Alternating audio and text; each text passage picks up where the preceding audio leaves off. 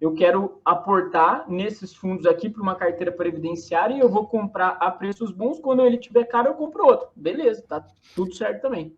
Eu quero até falar um pouquinho sobre isso, já que você está falando, porque apesar da caneca, apesar dali ai meu Deus, do letreiro, e eu faço isso justamente para os mais novatos, porque a gente está falando que 70% dos investidores de fundos imobiliários vieram depois de 2019.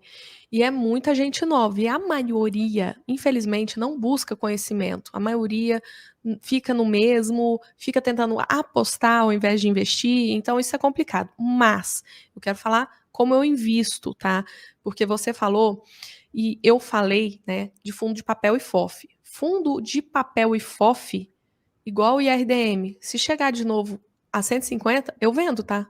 Eu vendo. Porque fundo de papel e FOF, eles não vão ficar crescendo o valor patrimonial, como é o caso dos fundos de tijolo. Fundo de tijolo é a base da minha carteira. Mas fundo de papel e FOF, eles seguem o valor patrimonial no longo prazo. Você não tem. Dívida não valoriza, dívida é dívida, não é igual imóvel. O valor patrimonial do fundo valoriza, porque se o mercado agora estão valorizando, porque o mercado está valorizando e eles têm fundos imobiliários, né? E o valor patrimonial deles é o valor de mercado dos fundos imobiliários, então eles se valorizam. Então, se você percebe essa simetria, e eu fiz muito isso, eu comprei muito FOF nos últimos anos, tá? Nem gosto tanto de FOF. Para o longo prazo, não acho válido FOF para longo prazo, a maioria não bate o IFIX. Você tem sim a dupla taxação, óbvio que o rendimento é isento, é livre, isento não, que o rendimento já foi, né? A taxa já foi cobrada ali e você recebe líquido o rendimento. Mas FOF e fundo de papel, quando chegar nas máximas, quando a vez de estampar na capa, agora é a hora de ir para a bolsa, eu vendo. Quando todo mundo estiver falando de bolsa de valores, quando a gente vê, porque PVP dos fundos de papel e de FOFs, você vê todo mês, é atualizadíssimo. Cara, não tem como, porque eu também, a gente está aqui para ganhar dinheiro. Então, se eu estou ganhando 50% em algo que vale 100, se eu estou ganhando 150, né, se está sendo vendido algo a 150, que eu comprei por 100, se eu estou ganhando ali livre R$ 50 numa cota, sinceramente, vale a pena vender sim. Isso eu falo muito para os meus alunos e foi algo que minha cabeça mudou. Eu não fazia isso. Pessoas professores, mentores que faziam isso, eu achava uma loucura na época. Hoje eu não vejo assim, porque o mercado é cíclico. Se aquele fundo está batendo 150, uma hora ele vai bater 80 de novo. Quando ele bater 80, você compra. Ele subiu para 150, vende, cara. Você vai ganhar muito dinheiro e sempre tem oportunidades. Você pode alocar esse dinheiro muito melhor. Vai dar para comprar muito mais cota de algum fundo que está em oportunidade.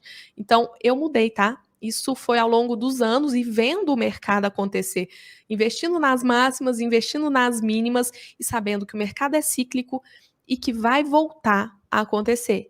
Vai voltar a acontecer. Se o fundo continuar, e a RDM, que eu dei o exemplo, bateu R$ 152, com um valor patrimonial de 100, em 26 de fevereiro de 2021. Eu lembro porque eu falei para os meus mentorados esses dias.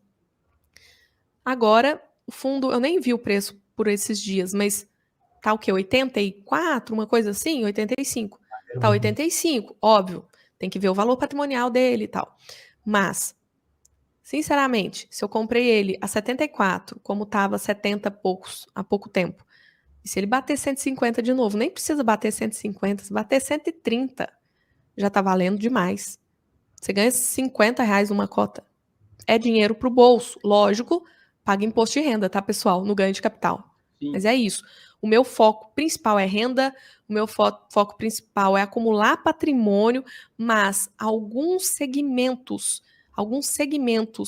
funcionam muito bem como alocação tática, como posição tática, de você comprar barato, depois vender caro, porque você sabe que o mercado é cíclico, que aquele fundo, você entende por que ele está pagando menos, no caso, fundo de papel, então se as taxas estão baixas, ele vai pagar menos, todo mundo, ninguém vai querer fundo de papel quando está pagando pouco. KNCR pagava 25 centavos quando Selic estava 2, ninguém queria, estava na bacia das almas. Aí agora, pagando 1,20, todo mundo quer. Então é muito por aí, né? É muito por aí. Show de bola. E já pegando esse gancho, você acha que é importante ter inteligência emocional para esse investimento de longo prazo? É essencial, essencial, essencial, porque é o que eu falei, que eu criei o bordão justamente porque a maioria não tem, a maioria sai vendendo, a maioria sai vendendo ali por notícias, por medo, né, de coisas que não afetam os ativos. Então, você ter tranquilidade, racionalidade, e eu acho que isso vai muito do conhecimento que você adquiriu e da experiência que você adquiriu. Todos nós, eu tive esse momento de no comecinho ficar com o home broker aberto todo dia. Vocês já tiveram isso? Nossa, eu ficava com o home broker aberto todo dia. E de 5 em 5 minutos, tô perdendo. R$2, perdendo, meu Deus. Tô ganhando, olha, eu sou um gênio. Então, faz parte, né? E essa inteligência emocional você vai adquirir tendo conhecimento, entendendo por que você está comprando algo, tendo estratégia, igual o Bernardo falou, não é errado, ele tem a estratégia da carteira dele, como o Daniel tem a dele, e eu tenho a minha. Então, você ter a sua estratégia, conhecer tudo que você tem na sua carteira, por que cada ativo está lá, você vai saber o que fazer. E na maioria das vezes, é fazer nada. A maioria das vezes, é ter tranquilidade. É isso. Perfeito. Quer complementar, amigo? Não, sensacional, cara. O Aislan, ele tá fazendo uma provocação aqui. O Aislan é um picareta, porque é um dos caras que mais conhece de fundo imobiliário, ele tá sacaneando aí. Mas eu acho, mas é legal, mas é uma pergunta que eu sei que qual é o fundamento dele, né? Pô, vocês sabem também muito mais que eu, né? A gente tem um viés de aversão à perda, né? A gente compra um ativo, vê ele caindo, eu fico imaginando quem comprou Magalu a 30, né? Mas é outro papo, né? Vamos falar de fundo imobiliário aqui, não vamos deixar ninguém chateado aí, depressivo no chat. E via é 30, via é 30. Via é 15, sei lá. Exatamente. Mas, assim, é interessante esse aspecto, né? Quando a gente estuda finanças e pega essas que a gente chama de heurísticas, né? Uma delas é essa, a aversão à perda. Então, você compra um ativo e ele despenca e você fica nisso. Não, eu não quero perder, eu coloquei meu dinheiro aqui, eu não vou perder. E aí tem uma outra heurística que diz que a gente se apega muito a determinados valores, né? Como a gente lembra de Magalu a 30, putz, eu comprei a 30, ela vai voltar a 30. Magalu vai voltar a 30. A gente estava falando aí de RDM, né? E RDM custou 150, vai voltar a 150. Por que não vai? Ancoragem, né? Então, Ancoragem. Isso, de ancoragem, exatamente. Então, é muito importante que o investidor entenda que o que está por trás desse ticker, né, é o fundamento do fundo. Então, você pode ter comprado o ativo e ele ter perdido esses fundamentos, ele ter realmente se descaracterizado. E isso eu falo muito sobre HCTR, na minha perspectiva, e também respeito todo mundo, respeito a gestão. Enfim, a gente tem, né, carinho lá pelo pessoal do Deva, já fez live com eles aqui. Mas a gente, quando olha o HCTR, na minha perspectiva, o fundo se descaracterizou em determinado momento, né? Era um fundo com uma proposta de trabalhar com ativos high yield, só, né, contextualizando para a galera, né? Uma proposta de trabalhar com ativos high yield, especialmente loteamento e multipropriedade, beleza? E aí o fundo, então, resolve abrir a carteira muito para fundos imobiliários, então ele vira um mini FOF estilo Iridium, abre em determinado momento até para 25% da carteira, a renda cai bastante nesse ponto, e aí ele começa a inserir operações que não eram core, né? Então ele vem com circuitos de compras. Aí depois ele vem com uma pegada de fazer operações de duas pontas. Então ele está no CRI de uma determinada operação, mas também está no equity. Então isso para mim é bastante conflitante. Então é nesses aspectos que o investidor tem que observar. Poxa, o fundo eu paguei R$100, hoje ele vale 70, ok. O que aconteceu para ele estar nesse preço hoje? Nada, o mercado só derrubou porque o mercado é assim. Ok, continua lá com ele. Aliás, aporte, né? É um fundo que persiste com os seus fundamentos, que você acredita que você faz análise, que você está revisitando a tese, beleza, manda bala, tá lá descontado, compra mais. Agora, não, a tese realmente está descaracterizada, o fundo realmente perdeu a essência, tem que vender, né? E aí é o que o Wesley está falando, pô, você comprou Tord lá atrás, era um fundo que pagava super bem, um fundo que tinha uma proposta de ser desenvolvimento, também trabalhar nesse viés high yield. E aí você pega aí, de repente, nos últimos 12 meses, acho que o Tord não fez 6 pagamentos de rendimentos. O que aconteceu para isso? Você tem estudado, você tem visto relatórios, você tem visto a deterioração daquela carteira? Então você vende. Né? Então esse é um aspecto bacana também. O outro lado da moeda, né? Pô, não é porque você é holder que você não vai vender nunca, porque o fundo está com preço abaixo daquilo que você comprou, né? É a perda dos fundamentos, né? Você falou aí tudo. Então, é sim um dos motivos de vender. Perder os fundamentos. E um fundamento de um fundo imobiliário que é para todos é renda passiva. Então, o Tord não distribui desde fevereiro, né? Então, ele distribuiu em janeiro, em fevereiro, e desde então não mais. E por que isso? CRIs com problemas, ele reúne 2 dos segmentos mais arriscados dos fundos imobiliários, ele é papel high yield e desenvolvimento.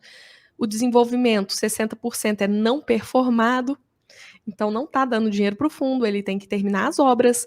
Então, CRIs que não estão pagando mais, né, que eles estão tendo que reestruturar, Gramado Parques em recuperação judicial, é muito rolo.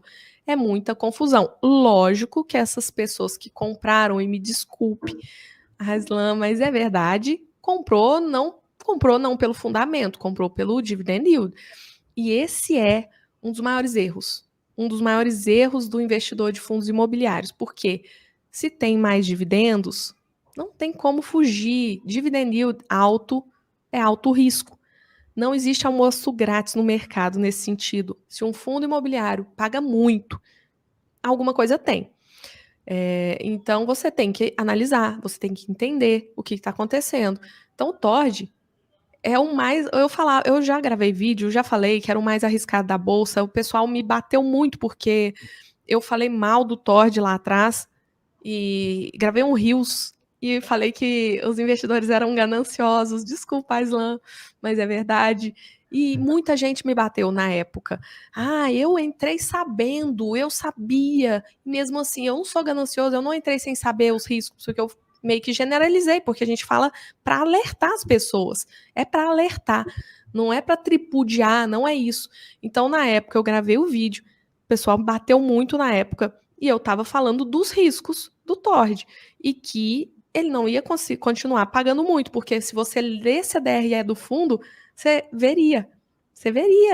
E vamos combinar também, um relatório gerencial muito misterioso, não tem transparência, você não consegue entender, mas se você pega ali, você consegue ver muita coisa. Então, não tem jeito.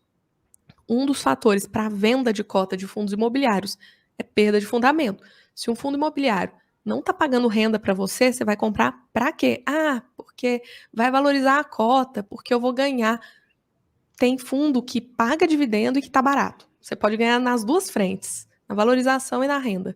Então, fundo imobiliário, pessoal, é renda. Tem que analisar se ele tem capacidade para gerar aquela renda no futuro. Não interessa se ele está pagando um absurdo hoje. Será que daqui a um ano ele vai estar conseguindo pagar? Isso é muito importante, tá? Não, com certeza. Só complementando o que vocês estão falando, né? Eu sempre falei isso, né? Que eu sou realmente conservador em todos os sentidos, né? E eu nunca investi, sempre falei isso, em fundo high yield, nunca.